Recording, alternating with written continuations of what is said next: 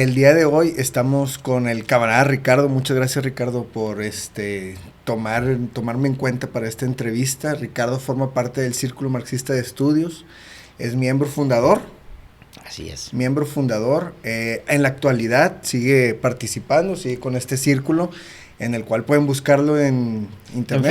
En Facebook tenemos una página, Círculo Marxista de Estudios, así se llama. Para que lo busquen, ya saben. Están haciendo, supongo que el nombre explica mucho, ¿verdad?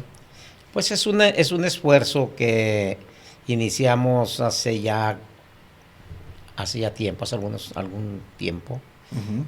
No propiamente como Círculo Marxista de Estudios, pero sí como un círculo de estudios hace ya unos 5 años o más. Ya. Con algunos jóvenes y algunas jóvenes camaradas, De Nuevo León. de Nuevo León, por supuesto, sí, de aquí de Nuevo León. Nosotros somos de Nuevo León, y hemos hecho un esfuerzo por tratar de rescatar, vamos a decir, tratar de reivindicar el comunismo como una ideología actual, Muy bien. presente, una filosofía que, como tú sabes mejor que yo, tiene sus fundamentos en el marxismo. Claro. ¿Verdad? Desde el punto de vista ideológico, teórico, doctrinario, ¿verdad? Y por supuesto desde una perspectiva política. Hay quien dice que el comunismo es una utopía, ¿verdad? Y marca como una realidad política que nos puede orientar hacia esa utopía, al socialismo. Pero nos hemos encontrado, o yo me he encontrado con otros autores que sostienen lo contrario. Dicen, lo que es una utopía es el socialismo, y el comunismo es la práctica política que te permite caminar y avanzar hacia llegar ahí, a esa utopía, a esa meta. socialismo, sí. Yeah. Pero bueno, son digresiones que se hacen sobre el tema. La realidad es que el socialismo y el comunismo son la salida única desde nuestra percepción, y que la marca con mucha claridad Carlos Marx, es la única salida racional, humana, que tiene el ser humano, valga la redundancia, claro, para salir de estas atrocidades del capitalismo salvaje y depredador. Y moderno, desgraciadamente. O sea, que seguimos sufriendo esto. Esta parte de esta entrevista es para rescatar la memoria histórica del movimiento comunista en Monterrey, en Nuevo León. Así es. Y sobre todo con las personas que lo vivieron, que estuvieron trabajando como tú durante muchos años. Y vamos a ver que, pues, es esta parte desde tu percepción, desde tu historia, desde tu vida, para crear toda esta historia en general, que es la idea, partiendo de pequeñas historias, crear este mosaico de una gran historia del Partido Comunista Mexicano, del original. Y una cosa muy importante, Ricardo, es ¿cómo llegaste tú a conocer las ideas del comunismo? ¿Cómo llegaste tú a conocer el movimiento comunista en México? Para mí es bien importante porque eso marca también parte del trabajo del Partido Comunista Mexicano, o del no trabajo que tenía en la cuestión de la propaganda, pero también hay otros factores dentro de eso. Está la Revolución Cubana, está el final de la Segunda Guerra Mundial, la liberación de los países en África. Dentro de todo este contexto, ¿cómo lo conoces tú? Bueno, pues mira, lo que sucede es que justamente yo nazco 4 años después de que finaliza la Segunda Guerra Mundial. Muy bien. Yo nazco en el año de 1949. En plena Guerra Fría, ¿no? Entonces, pues yo diría que ahora sí que nací justo en el momento en que se estaba debatiendo en el mundo 2 opciones para la humanidad: capitalismo o socialismo, ¿verdad? Y eso marcaba una un ambiente de disputa ideológica, política, en todo el mundo. La confrontación entre las dos grandes potencias que emergen de la Segunda Guerra Mundial, como son la Unión de Repúblicas Socialistas Soviéticas y el eje capitalista, Inglaterra, Francia, Estados Unidos, etcétera, esa confrontación ideológica permea en toda la sociedad a nivel mundial, de tal manera que la confrontación, el comunismo capitalismo, llega a los barrios, llega a las fábricas, a los centros de estudio, etcétera, ¿no? Y entonces yo nazco en un barrio, vamos a decir, un barrio proletario en la ciudad de Torreón, Coahuila, en el año 1949.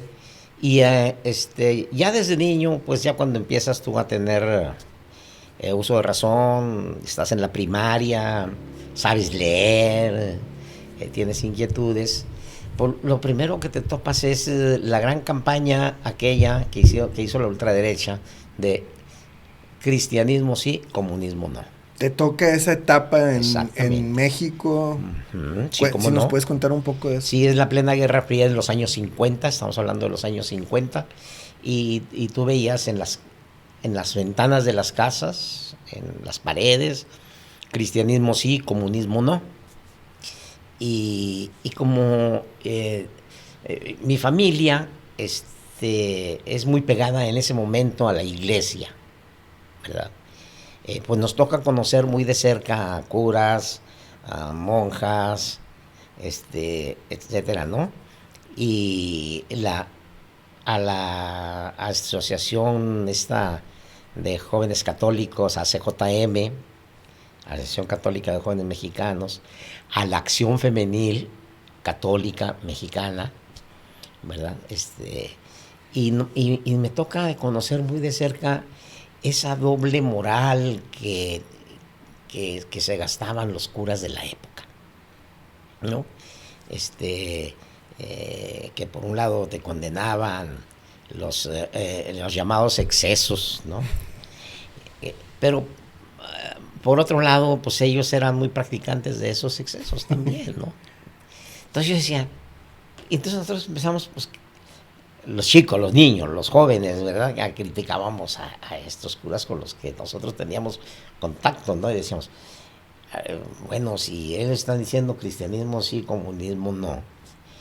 Y yo estoy viendo que estos curas cristianos dejan mucho que desear, pues el comunismo no debe ser tan mal. Algo hay ahí. Ajá, sí. Y luego circulaba en aquellos años La Voz de México. El periódico. Periódico del Partido Comunista Mexicano. Y los jóvenes que tenían la oportunidad de irse a estudiar en aquellos años a la UNAM, por ejemplo, o a Nuevo León, tenían el contacto con el partido o con la Juventud Comunista, o con el Partido Comunista, ¿no? En realidad. Entonces, eran los que repartían La Voz de México. Y bueno, pues en el barrio repartían La Voz de México porque había jóvenes que ya estaban estudiando sus facultades, ¿no? Y ahí era donde ellos recibían la propaganda y luego la llevaban a los barrios y pues ahí circulaba La Voz de México, ¿no? Pero te hablo que yo tenía, pues no llegaba ni a los 10 años, andaría por los 10 años cuando mucho. Entonces, todo ese ambiente me empieza, en ese ambiente es que empiezo a conocer, a escuchar de comunismo, ¿no? Podríamos decir que esta parte de tu inicio de formación política es por la campaña eclesiástica religiosa, y aparte de esto... No, además, pasa el tiempo, yo pues ingreso, saco mi primaria, entro a la secundaria, me topo con que uno de mis maestros es comunista, y las discusiones ya entre los adolescentes eran, bueno, ¿cuál sistema es el mejor? Y pues a un nivel muy, ¿cómo se dice? Básico y más que todo intuitivo, muy bien. ¿verdad? En intuitivo se daban las discusiones entre jóvenes, entre muchachos. Yo tenía una amiguita que con la que discutía, porque ella decía que los comunistas eran el demonio y se comían a los niños, ¿no? Y yo, con lo poco que leía por aquí o sabía por aquí y por allá, pues defendía que no, que el comunismo era otra cosa, Claro. que no sabías tú lo que era el comunismo. La realidad es que ni uno ni otro sabíamos, porque éramos muy jóvenes, muy chicos, ¿no? Pero ahí estaba. Pero ahí estábamos ya en ese proceso formativo, ¿no? En ese proceso formativo. Luego, como parte de una familia proletaria, mi padre era un obrero industrial, ¿verdad?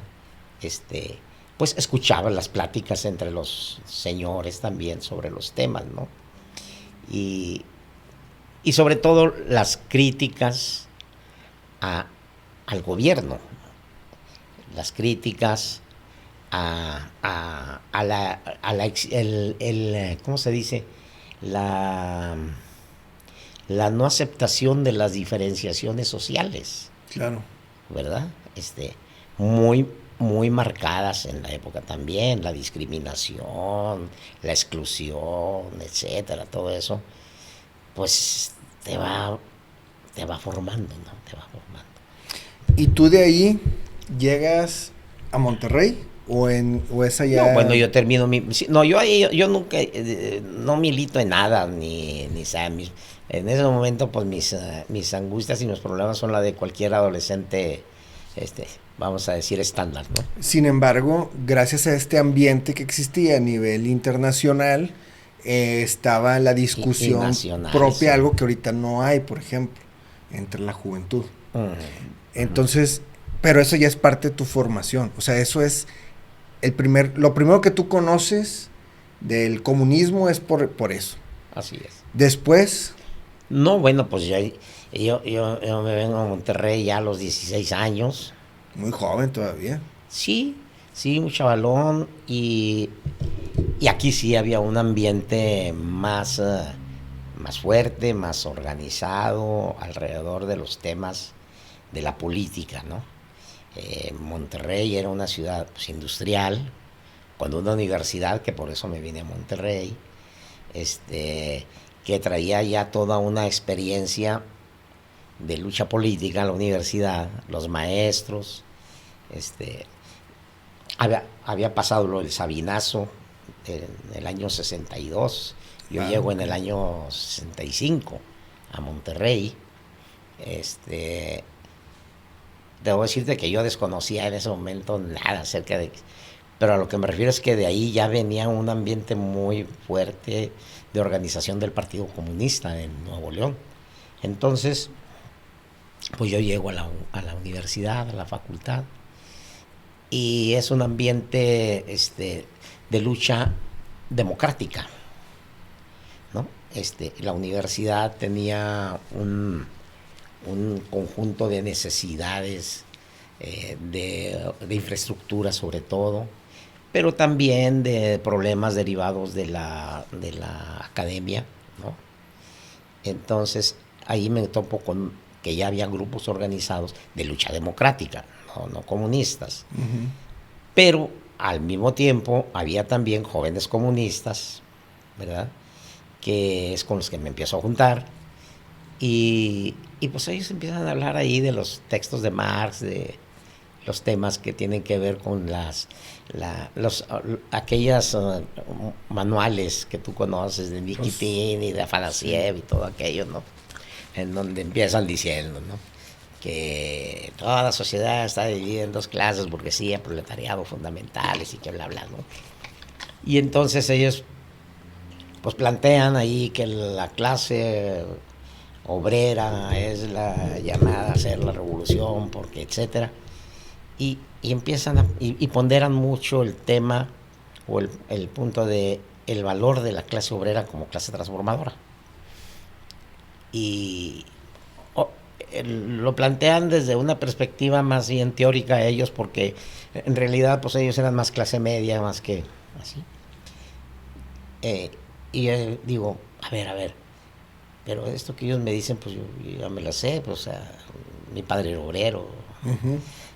En mi niñez y en mi adolescencia yo había compartido mucho la vida con mi padre en términos de de asistir a las reuniones sindicales, por ejemplo, o de las reuniones de obreros, no en torno a la política, ni mucho menos, pero sí en torno a la vida diaria, Las problemáticas en donde se del plantean trabajo. problemáticas del trabajo y todo lo demás. Entonces, pues no me resulta nada ajeno, ¿verdad? Y entonces empezamos me involucro con esos grupos democráticos que, digo democráticos porque eran grupos en donde en donde el tema no era ideológico, sino era un tema gremial. Necesidades de laboratorios, de salones, de escuelas, de edificios, ¿verdad? De un tema muy sentido con el que yo me topo cuando llego es los maestros represivos, que eran los maestros filtro que les llamábamos. Eran maestros que había en cada facultad en los primeros semestres y que eran los que se encargaban de filtrar, en el sentido de, por la vía autoritaria, por la vía represiva, a reprobar gente. ¿Quién aguanta, quién no aguanta? Así es. ¿Por qué? Bueno, pues porque la planta productiva no tenía espacio para tanto profesionista que saliera. Y la universidad estaba creciendo en términos de matrícula. Sí, entonces había que filtrar.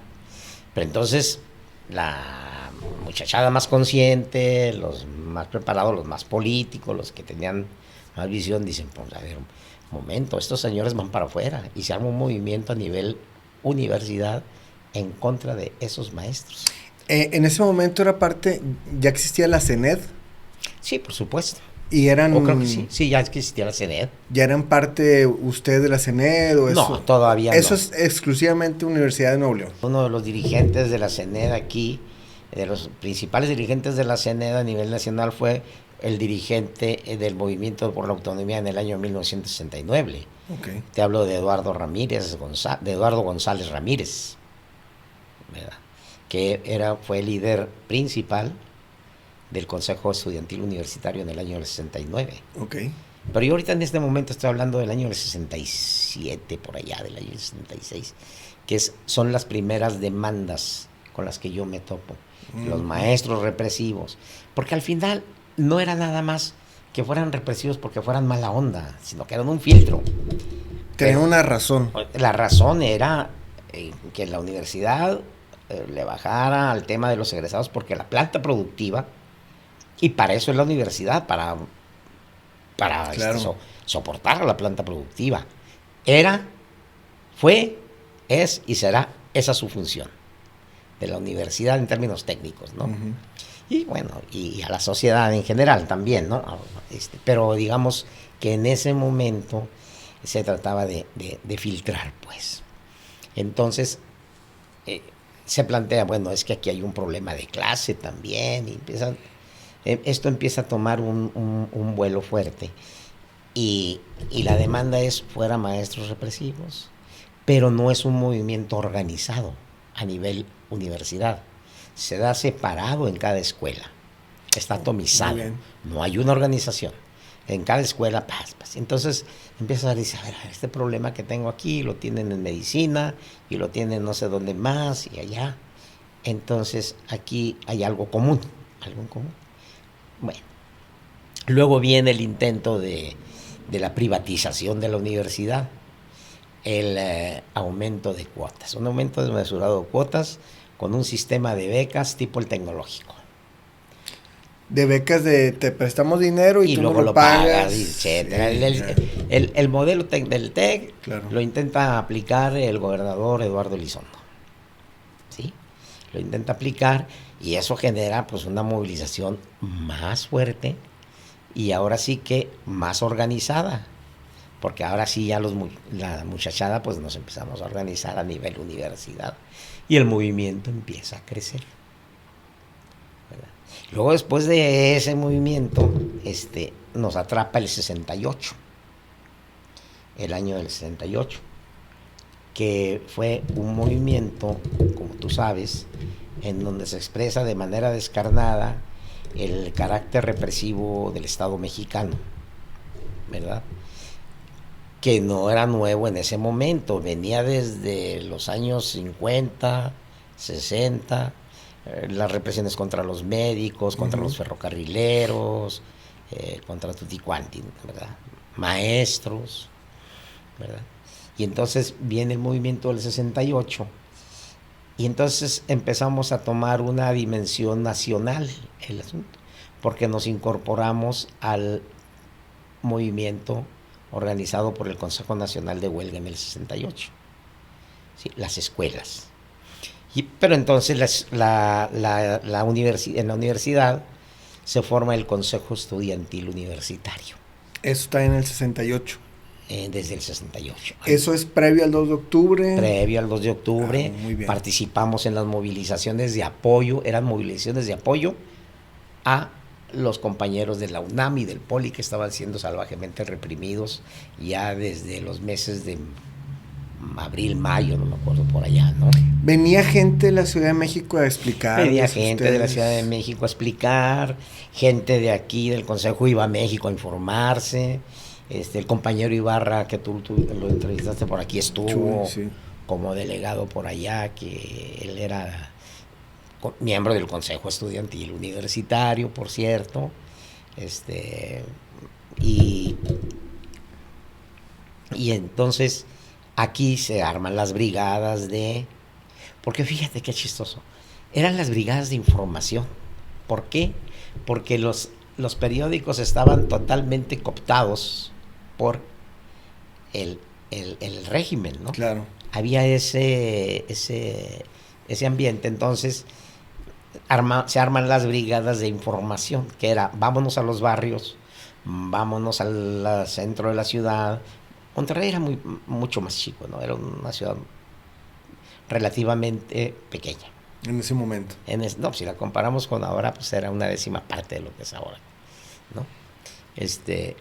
Si no es que menos. Claro. Era una ciudad pequeña. Entonces, eran las brigadas de información, ¿sí? Y entonces ahí vas agarrando conciencia. Y esto se entrelaza, vamos a decir, con el tema de los comunistas. En ese año formamos una célula en la Facultad de Ciencias Químicas. ¿Célula del partido?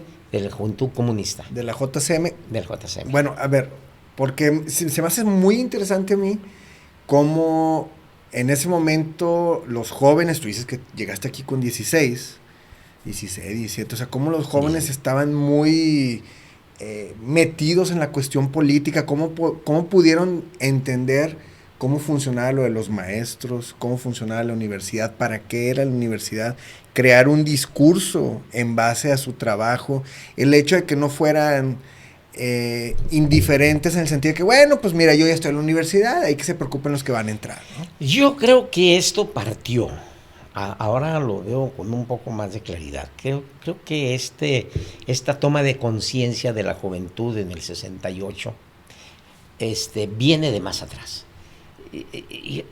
Yo me pregunté mucho tiempo, ¿cómo es que surge esa toma de conciencia? ¿Cómo se da en México, en Estados Unidos, en Japón, en Checoslovaquia, en París, en Roma, en no sé dónde, en todo el mundo?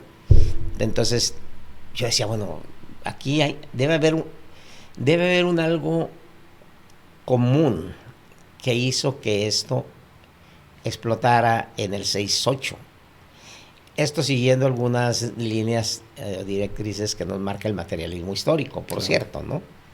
Entonces, pues resulta que al final de la Segunda Guerra Mundial, en el año del 47, los jóvenes comunistas y el Partido Comunista de la Gran Bretaña, de Inglaterra, organizan el primer Festival Internacional de la Juventud por la Paz. Oh, muy bien.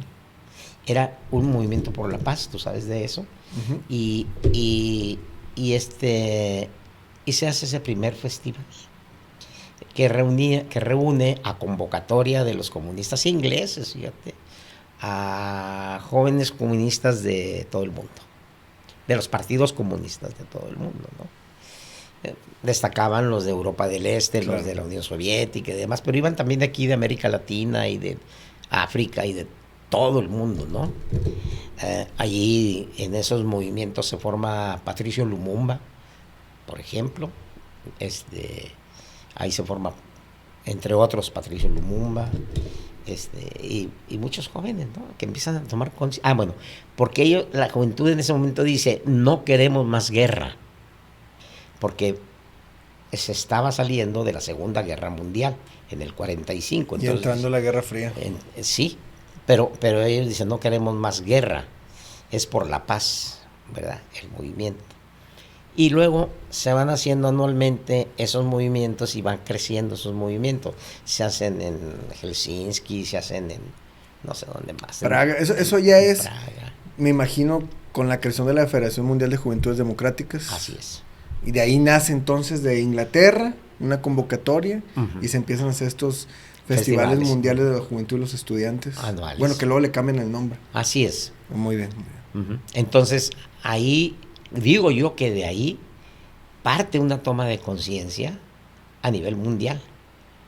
Porque tú dices, Patricio Lumumba en estos, y luego Patricio Lumumba por la liberación nacional en África, ¿no? Y luego pasa luego a tomar la forma de movimientos por la liberación nacional. Claro. ¿La liberación de quién? La liberación del imperialismo, ¿verdad? Y del imperialismo norteamericano, porque ese era el para nosotros los latinoamericanos, pues la bota venía de los Estados Unidos. De, ¿no? Washington. Sí. De Washington. Nos habían convertido en su patio trasero. Todavía. Bueno, pero en ese momento nos convierten, ¿no? Claro. En su patio trasero.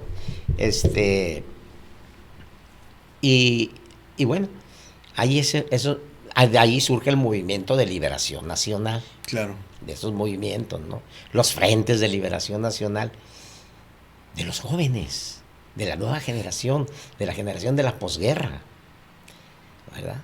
Entonces, cuando esto ya se da en el mes de mayo en Francia, el movimiento aquel estudiantil, obrero estudiantil, por cierto, ¿no? En el 6-8, que también hablaremos de eso en la próxima charla,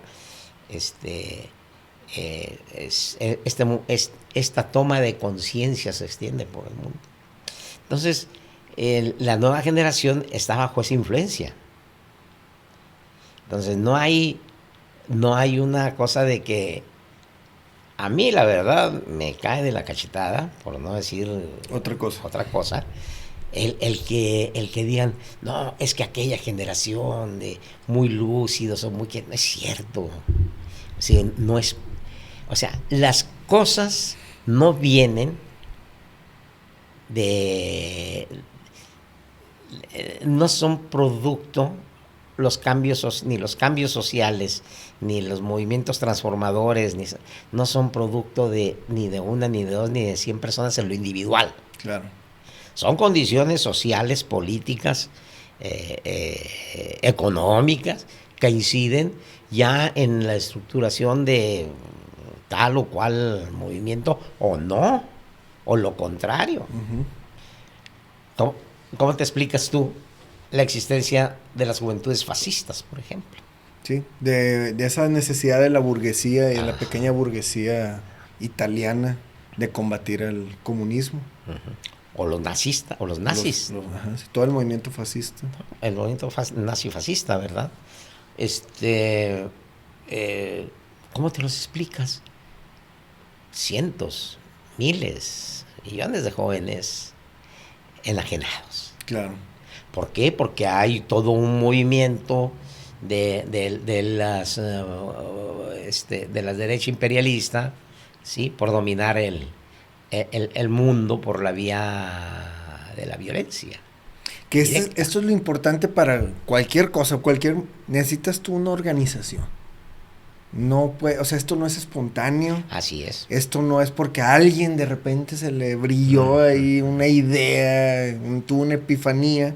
No, sino hay una organización, y eso es lo que me importa a mí de rescatar, de que, por ejemplo, ustedes estaban organizándose de cierta manera como estudiantes.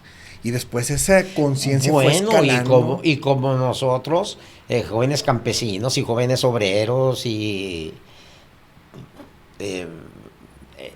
en toda la sociedad. Claro. O sea, los estudiantes eran una expresión en ese momento de un sector. Claro. Por eso las demandas originalmente son demandas gremiales. Los estudiantes nunca nos planteamos el tema de el socialismo desde la universidad. No. El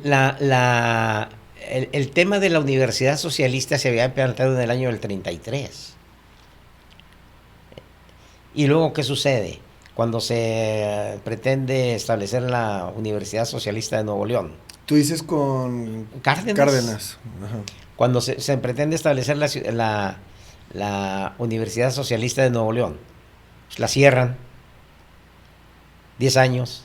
Fíjate, yo no conozco esa historia. Y en el 43, ¿qué surge?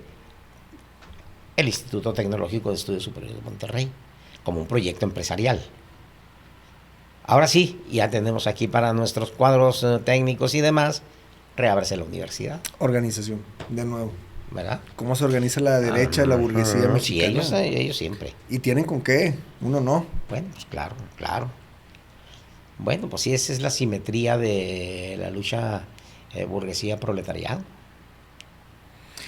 Después de eso, ¿cómo llegan ustedes o tú al Partido Comunista? Y digo ustedes porque pues tú estás dentro de un movimiento estudiantil. Y luego, ¿cómo llegan a ellos? No, pues, ¿Es Chuy el contacto o no? No sé. Jesús. Sí. Jesús es un muy buen camarada que estudiaba en la Facultad de Físico-Matemáticas. A él la demanda de su escuela era que les hicieran una facultad nueva. ¿Por qué? Porque los porque los tenían en 3 cuartitos de la torre de la rectoría. Okay. Y creo que eran 10 alumnos, una cosa así, ¿no? Porque en ese momento pues no rifaba mucho la carrera de físico-matemáticos, porque era el momento todavía de desarrollo tecnológico en el país pues muy abajo, ¿no? Entonces, ahorita la facultad es una cosa enorme y muy buena facultad, por cierto, la de físico-matemáticas. Ellos, por ejemplo, plantean su ¿cómo se llama? Su demanda de edificio, y los químicos planteamos nuestra demanda de edificio también, porque nos tenían en una casona vieja ahí de Progreso y Guerrero, en la zona de Los Congales. Ok. Y no sé si es el momento de lo de psicología también, Uh-huh. que ellos también se amotinan y toda esa onda.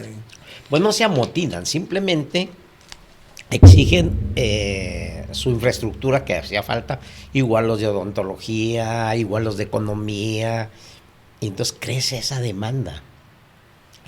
En ese momento, bueno, pero en el 6-8 yo me incorporo a la Juventud Comunista. A la JCM. Sí. Estaban pasando de ser clubs a ser células, porque antes se les llamaba clubs, Sí. y luego pasan a ser células. Yo me incorporo cuando son células. Y luego, y así es como ingreso a la Juventud Comunista del 6-8. Pero, la acción nuestra de los comunistas era estar integrados plenamente con el movimiento de masas, ¿verdad? Es decir, de hecho había una consigna en la universidad dentro de la Juventud Comunista que decía: los jóvenes comunistas tienen que ser los mejores en todo. Entonces tienes que ser el mejor estudiante académicamente, deportivamente, etcétera, ¿no? Como parte de la formación. Y pues entonces tú te tenías que rifar porque se dice muy fácil, tienes que ser el mejor estudiante, pero para ser el mejor estudiante tienes que chingarle Sí. duro al estudio.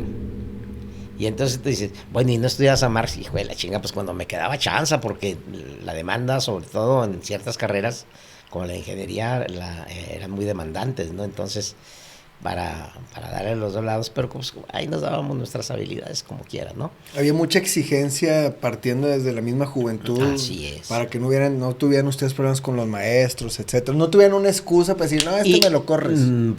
Más que para eso, para hacer un punto de referencia con los alumnos. No lo hacíamos como una cosa de autodefensa.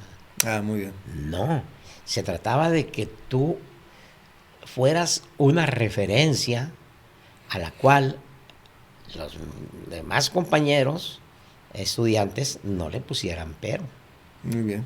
¿verdad?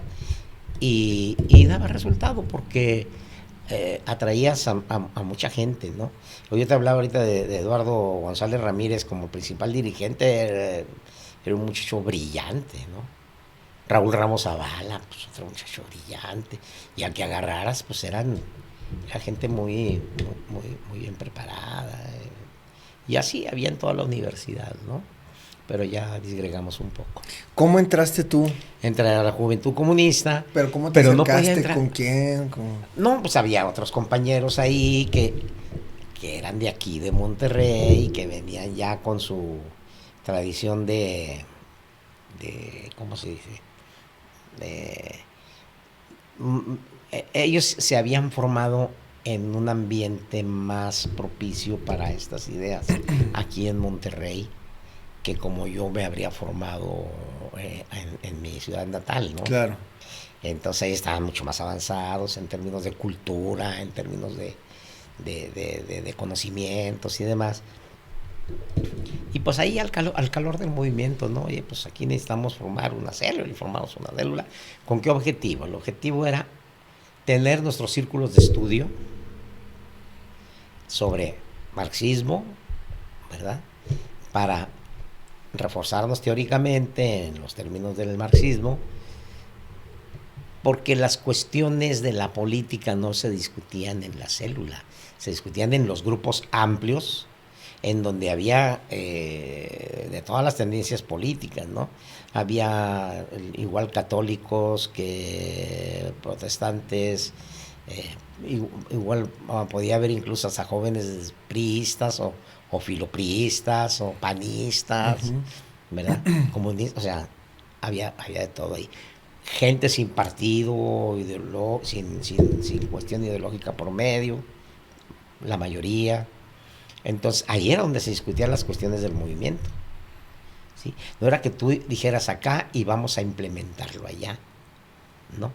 Más bien era al revés el proceso, nos alimentábamos la célula de lo que sucedía en el movimiento. Claro, sí, sí. Que es lo ideal también, es lo que se debe hacer, es lo importante yo, en eso. Pero ustedes, tú me dices que ustedes tenían su propio círculo de estudio. Sí.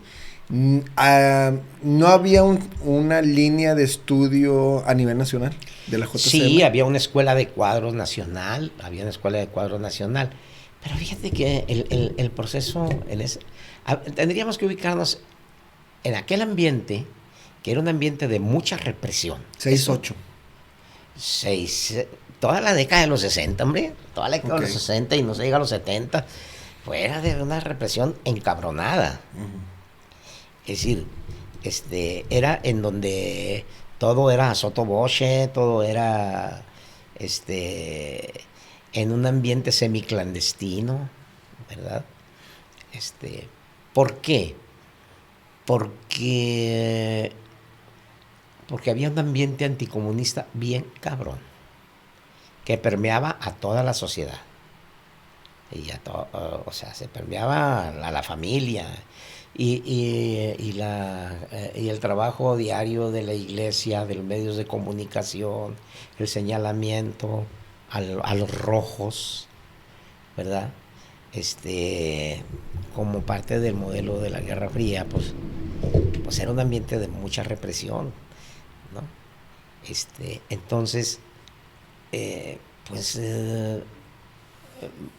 pues no era que tú pudieras andar diciendo a los cuatro vientos soy comunista, ¿no? ¿Verdad? Antes a la contra, o sea.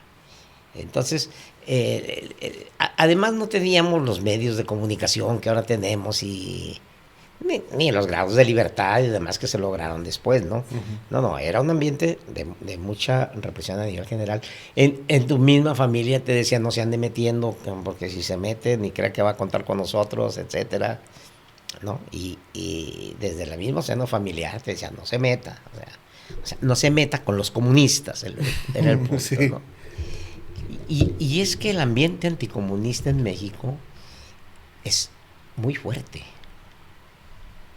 Es, pero era también muy fuerte el ambiente anticomunista, porque la influencia del fascismo fue muy grande en México. Fue muy fuerte en México la influencia del fascismo. Aquí en los años 30, 40, más del 50% de la población mexicana veía con simpatías a Hitler. En la época de Miguel Alemán. Sí.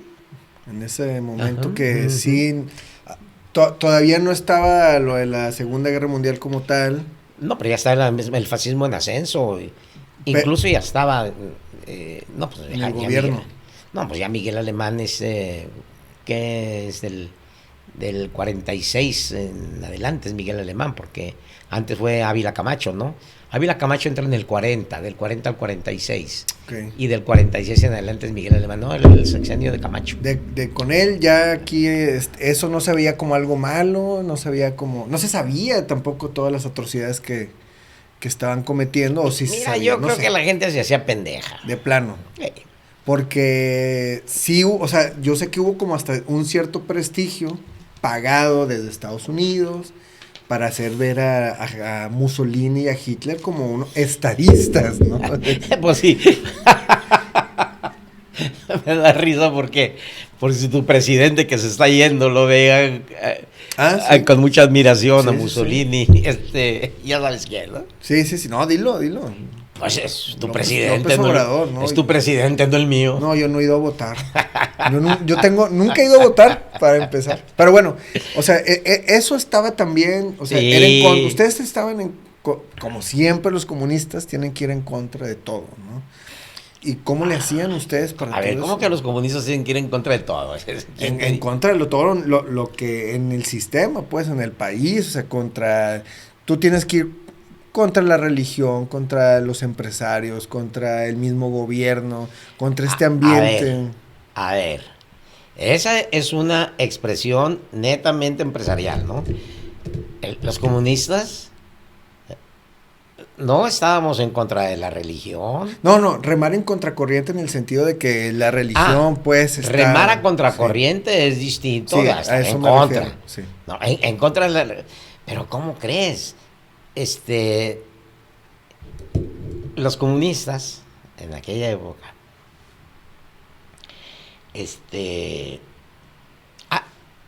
hay comunistas comecuras. Claro. Había comunistas comecuras, ¿no? Y había cabrones que no eran ni comunistas, pero eran comecuras, como el Plutarco Elías Calles, ¿no? Claro, y como el Álvaro Obregón, que nos metieron en un brete en los años 20 con la Guerra Cristera, ¿no? ¿Sí? La estupidez que hicieron de cerrar iglesias y de confrontar antes que negociar con la iglesia en un pueblo netamente católico. Es una estupidez, ¿no? Comecuras. Pero al menos en la generación mía no éramos comecuras. Teníamos un dicho. Además, había una canción por ahí que decía, y recuérdense que hay cosas más importantes que Dios, y es que nadie escupa sangre para que otro viva mejor. Decíamos. Y decíamos, para mí está fuera de discusión el tema de si existe o no existe Dios, por ejemplo. ¿No? ¿Por qué? Porque no es un problema, es un problema inventado. No, los problemas reales son de aquí de la tierra y son los que tienen que ver con la distribución injusta de la riqueza, con la explotación, con la apropiación de la plusvalía de manera degenerada como lo hace la burguesía con respecto al proletariado, aunque tu presidente que se está yendo diga que eso no sucede en México. Es la corrupción, dice. No existe la lucha de clases. Mira, nos dio... Muy priista, nos dio 6 años de mucho divertimento este señor con sus tonteras, ¿no? Sí, desgraciadamente. No, pues lo bueno es que ya se va. Bueno, entonces... No. Los comunistas ni estábamos ni estamos en contra de todo. No, en contra de todo. Yo me refiero a que tenemos en contra de todo. O sea, no es que... O sea... Fuera de la teoría de la liberación, de los sacerdotes de la teoría de la liberación, la doctrina de la iglesia como institución, pues era estar en contra del comunismo. Y eso supongo yo que también era un problema. Sigue siendo. Y era un problema más que ustedes tenían que afrontar. Estaba en contra del comunismo y estaba a favor del fascismo. El Papa aparte, Pío, sí. no sé qué madres, Sí. ahí fue a bendecirle los cañones a balas Hitler, ¿no? Sí. No, pero si tú te informas y ves documentos de la época, o sobre la época, te darás cuenta que en los años de ascenso del fascismo, en la capital de la República salían a desfilar los fascistas. Encuentras que había iglesias. Los sinarquistas también. Había iglesias que ponían ¿cómo se llama? El tapete ese que va a lo largo de la galera, ¿no? Ahí del templo, con suásticas.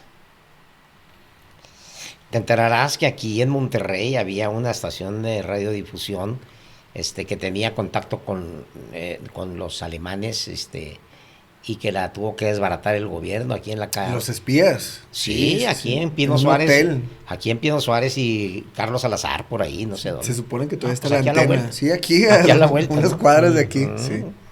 Históricamente. Así es, señor. Entonces, volvemos. En los años aquellos, más del 50% de la población veía con simpatía, por decirlo menos, a los fascistas, a Hitler, ¿no? Entonces se organiza a iniciativa de Lombardo Toledano,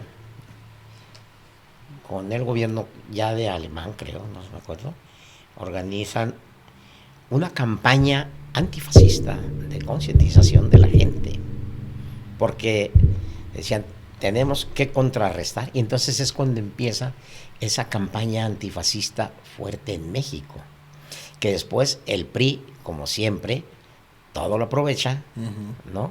Y entonces ya se agarró de ahí como una cantaletilla para sacar tajada, como siempre, ¿no? Porque sí, era una necesidad el hacer conciencia con la gente acerca de los peligros que representa y significa el fascismo, para ellos mismos, para la nación, ¿no? Entonces, pero ese era el sentido, o sea, el sentido de la campaña antifascista era decir, tiene que bajarle la gente con esa simpatía. ¿Por qué? Porque es un peligro, como lo demostró el fascismo para la humanidad, ¿no? Bueno, después los priistas se la agarraron. Tú querías criticar al gobierno, no, pues es que eras un fascista. Claro.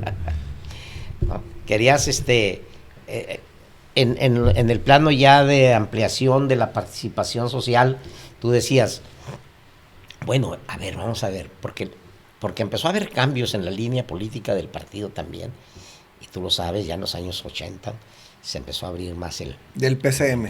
Sí. El PCM. Los años 70 incluso, pues empieza a permear ahí ya una línea que la que ahorita platicaremos, de ubicar a los sectores progresistas que se le llaman de la sociedad, que no son necesariamente proletarios, pero que sí están a favor, pues, de reformas democráticas y cuestiones por el estilo, respeto a los derechos humanos y demás. Y se va abriendo eso, y entonces tú criticabas al gobierno y lo primero que te decían, no, es que tú eres un fascista o estás a favor de la derecha. Volvemos a tiempo presente con tu amigo, ¿no? Sí, suena lo mismo. Y llegan al punto de plantear, es que aquí no hay nada más que dos, es o Echeverría o el fascismo en los años 70, para descalificar cuando llega Echeverría con su famosa apertura democrática, ¿no? Pero bueno, ya nos brincamos pero 10 años ya. Pero tiene que ver con la acción con el ambiente, más bien, en el que se desenvuelven los comunistas en México, ¿no? ¿Cuál era la línea política del partido? Era, uno, apoyar a todo el movimiento obrero en los temas de resistencia a la política represiva del Estado y de los patrones. Era apoyar con sus recursos y cuadros a los estudiantes que estaban en lucha, a los maestros, a los campesinos, ¿verdad? A los sectores de la pequeña y mediana burguesía que reclamaban también el respeto a sus derechos fundamentales, etcétera. Y esa era más o menos la acción del Partido Comunista. No era un planteamiento de vamos por la sociedad socialista. Digamos que estaban buscando la formación de más cuadros, de este enlace con el pueblo, de construir esta Pues unión. yo digo que era una lucha de resistencia, más bien. Uh-huh. La lucha del partido era una lucha de resistencia, ¿sí? En el año 47, si luego tenemos oportunidad de comentar este texto sobre la mesa de los marxistas, uh-huh. En el 47, donde se plantean como dos opciones, dos proyectos de organización política, el partido popular o el partido proletario, ¿sí? Que es de donde surge al tiempo el Partido Popular Socialista, ¿no? Entonces, y los comunistas optan no por el Partido Popular, sino por el Partido Proletario, ¿verdad? Entonces, la lucha, la línea política del partido es la construcción de un partido del proletariado. Porque además, en esa mesa redonda, en esos años, Lombardo, entre otros, consideraban que la clase obrera pues eran menor de edad. La consideraban una menor de edad. Que no tenía la capacidad ni la posibilidad de encabezar un movimiento revolucionario. Y necesitaba un tutor. Y necesitaba, por lo tanto, un tutor.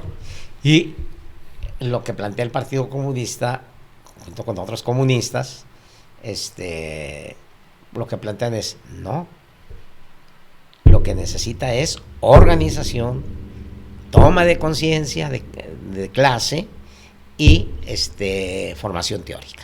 Vamos a regresarnos al 68. Ándale. ¿Ustedes cómo se organizaban dentro de la JCM? Ya dices tú que tenían su círculo de estudio. Un círculo de estudio que ustedes escogían los textos, que ustedes ya tenía un plan de estudio la JCM a nivel nacional. A nivel nacional, sí. A nivel nacional, el marxismo-leninismo era lo fundamental. Debo decirte que también había una carga muy pesada de las simplificaciones teóricas que hacían los soviéticos, ¿no? A ver, dale ahí porque eso me interesa mucho a mí. Sí, bueno, las simplificaciones teóricas porque es lo que se viene luego, lo que se conoció como el marxismo de manual. Uh-huh. Es decir, en el afán de simplificar el estudio, ¿tú conoces esos manuales? Sí, claro, sí. Pues así te formaste, Diego. No, fíjate que yo el único que conozco es el de Afanasiev. El Afanasiev. El único es el único, y aún así cuando yo lo leí, es que a lo mejor es en particular, que no recuerdo su nombre, pues a lo mejor sí la mitad está bien, pero la otra mitad ya está muy a lo soviético de los años 80, porque ya yo creo que debe haber sido una reimpresión de los 70, 80.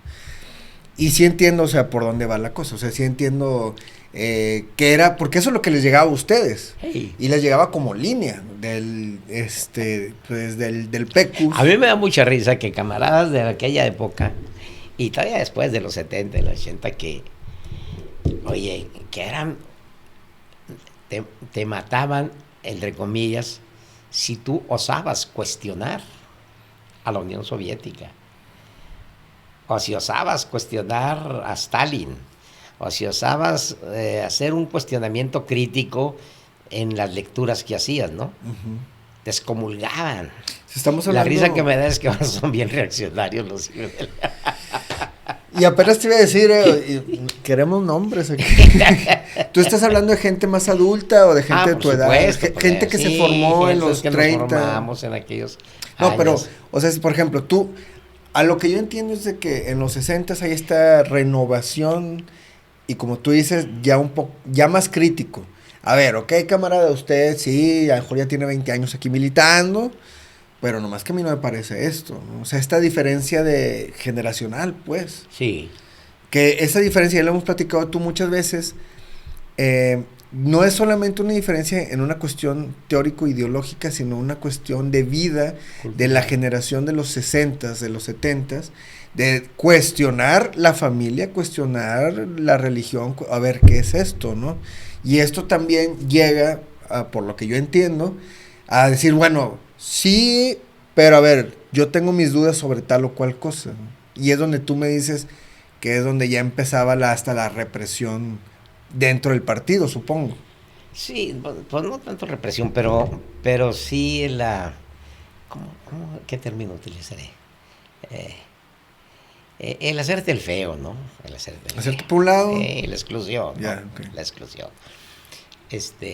Pero bueno, sí, la escuela de cuadros, eh, no entraba cualquiera, o sea, había ciertos criterios de selección, yo no sé si serían los más acertados o no, pero la ruleta a mí nunca me tocó así como para decir vente a la escuela de cuadros, ¿Tú ¿verdad? dices dentro de la célula o a nivel nacional? A nivel nacional. La escuela de la JCM, para que te fueras para allá. Era la escuela del partido. La escuela del partido. Okay. Sí, mira, había una confrontación generacional ahí muy importante Échale, yo quiero saber entre de la eso. JC y el PC. En el Partido Comunista, tenías que tener 21 años para poder ser miembro del partido. Y eso jaló. Ya después se creó la juventud, como el brazo juvenil del partido. Es decir, la juventud estaba tutelada por el partido, ¿verdad? Y de la juventud, los cuadros más destacados como militantes tenían que esperarse a los 21 años para entrar al partido. Entonces, pues empezó a haber inconformidad dentro de la juventud, decir, chingados. Tú veías que había cuates de mayor edad que eran, la verdad, unos burros, ¿no? Para, en cuestiones teóricas y demás. Y en la juventud había muchos muy brillantes que la movían, ¿no? Pues porque se habían cultivado, porque habían viajado, porque habían hecho su universidad, tenían una cultura amplia y demás. Pero pues ahí estaban. Entonces, hay la demanda de que se le baje a la edad a los 18 porque lo de los 21 era la edad que se pedía para votar. En ese momento. Pero ese es un requerimiento del sistema para el tema de las votaciones. O sea, ¿por qué lo adoptas tu Partido Comunista como propio, no? Claro. Y había ese pique entre la juventud y el Partido Comunista. Y llegó un momento en que esto pues truena entre la juventud y el Partido Comunista porque empieza a haber críticas muy, muy fuertes desde la juventud hacia el Partido Comunista. Como quiera el partido, lo que hacía era pues seleccionar, por eso decía, quién sabe cuáles serían los criterios para seleccionar, pues cuáles, pues por los que fueran más fáciles de manejar ahí hacia la línea del partido, pues esos eran los que se llevaban, que se llevaban a la juventud, allá a la escuela de cuadros. Y luego había una escala, ¿no? De ahí también podía saltar a las escuelas de cuadros de la Unión Soviética, que tenía, o Alemania, o no sé dónde más, que tenía sus escuelas de cuadros políticos también, ¿verdad? La Unión Soviética, como movimiento internacional que era. Claro. ¿No? Pero tenía esa escuela de cuadros. Y acá abajo en las células, pues cada quien se rascaba con sus uñas, ¿no? Eso es lo que a mí me interesa, porque ¿dónde estaba la organización? O sea, ¿dónde estaba el partido? ¿Dónde está la juventud para poder formar desde la base? Pues el partido estaba muy ocupado en términos de la realpolitik, ¿no? Uh-huh. Los acuerdos con el Estado, los acuerdos con el gobierno, cosas de ese tipo, ¿no? Para lograr la subsistencia, ¿no? En el 68 al partido le ponen una chinga de Padre y Señor Nuestro, ¿no? ¿Por qué? Porque le echan la bronca del tema del 68 cuando no era así.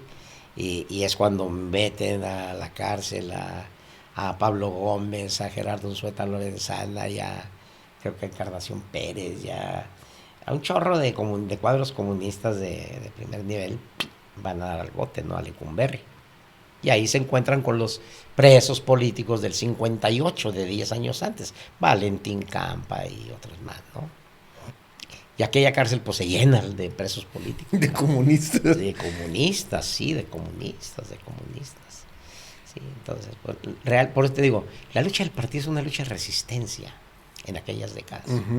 Pues se nos fue muy rápido el tiempo, la verdad, en esta plática. Nos falta mucho por platicar con Ricardo. Entonces te comprometo a otra sesión. ¿Va? Va. Muy bien, muchas gracias, Ricardo. No, gracias a ti. Para mí es bien importante. Yo quiero que los camaradas y las demás personas que les interesa el tema puedan ver, puedan aprender, puedan entender por qué estamos en la situación que estamos ahorita. Y también, pues, cómo era la vida en ese momento, tan distinta a cómo era la vida ahorita en la cuestión político-ideológica. Y yo creo que nos has hecho un panorama muy, muy interesante. Y pues espero que sea de utilidad, ¿no? Esa es la idea. Y si de algo sirve para los proyectos que tienes en mente y que tienes en curso, yo me voy por bien servido. Y bueno, pues ahí esperen el siguiente video. Muchas gracias, Ricardo, ¿no? Al contrario, a ti, Diego, un gusto siempre platicar contigo. Igualmente. Órale.